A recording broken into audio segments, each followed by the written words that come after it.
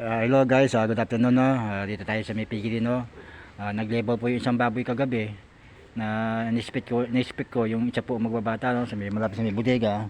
Ang nagbata po to yung sa gitna po.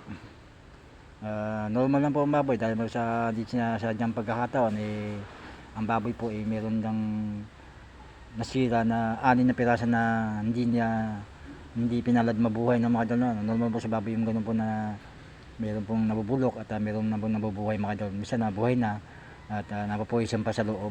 Ganun lang po mga idol, no? Ang pagbababoy po hindi natin masisure po na ang biik po nasa loob ng 85 to 90 days hanggang 120 days ay buhay lahat. Meron pong mga pagkakataon po na idik po, meron po na hindi buhay at meron pong hindi buhay. So, sabi po, ang baboy po hindi po normal at iba-iba bulok at yung iba buhay. Sabi po mga idol natural lang po sa baboy po yung magkaroon ng ganun sistema sa pagbababoy mga idol. Ang ating gagawin po bigyan po natin ng pagkakataon po ng isang pagkakataon dahil po dumalaga po yan mga idol no.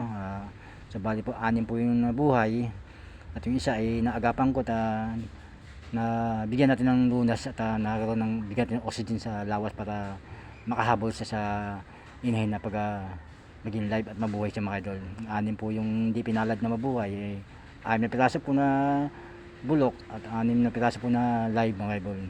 At minsan meron po tayong dinukot na hindi kasi na pagkakataon nakabalagbag po yung mga idik, meron pong na suwi, una paa at kailangan po natin tukutin mga idol. Ayun lang po mga idol, gabas-basan yung lahat dyan. Hello guys, so paro no, 6 po yung live tapos yung nabuhay natin at yung 6 po yung bulok no. Yan po yung dala po yan sa panahon na pagbubuntis mula 85 to 90 days mga idol no.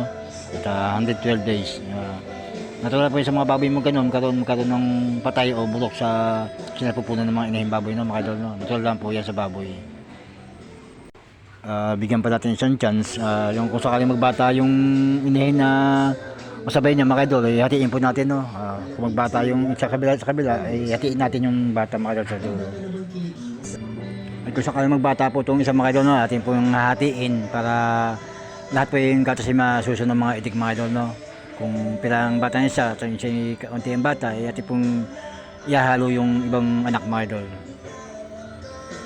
Mga idol na mahihina po talaga no. Akala ko hindi na siya mabubuhay. Yung nilabas siya sa inahin, wala na po siyang buhay mga idol. Wala na siyang hangin kaya ginawa ko hinipan ko bunga nga para mabuhay lang siya mga idol.